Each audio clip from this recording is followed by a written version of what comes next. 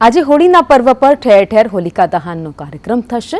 રાજકોટમાં અલગ અલગ 1500 જગ્યાએ હોલિકા દહન થશે।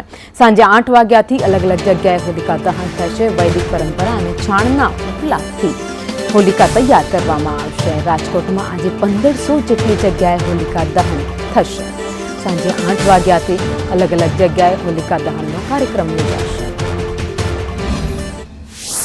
અધર્મ ઉપર ધર્મના વિજયના પ્રતીક સમાન હોળિકા પર્વની રાજકોટ સહિત સમગ્ર સૌરાષ્ટ્રની અંદર ઉજવણી થવાની છે। રાજકોટ શહેરમાં અલગ અલગ વિસ્તારોમાં 1500 કરતાં વધુ હોલિકાઓ તૈયાર કરવામાં આવી છે, જેને સાંજે પ્રગટાવવામાં આવશે।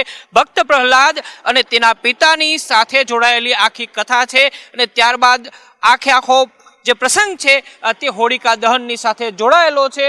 અધર્મ ઉપર ધર્મના પ્રતીકના રૂપથી આ હોળિકા દહન પરંપરાગત રીતે રાજકોટમાં ઉજવાય છે। રાજકોટની સાથે સાથે દેશભરની અંદર આ જ પ્રકારે હોળિકા છે તે તૈયાર કરવામાં આવે છે। ખાસ કરીને સૌરાષ્ટ્રની જો વાત કરી દેવામાં આવે તો અહીંયા છાણાઓ અને લાકડાની સાથે આખી હોળિકા તૈયાર કરવામાં આવે છે।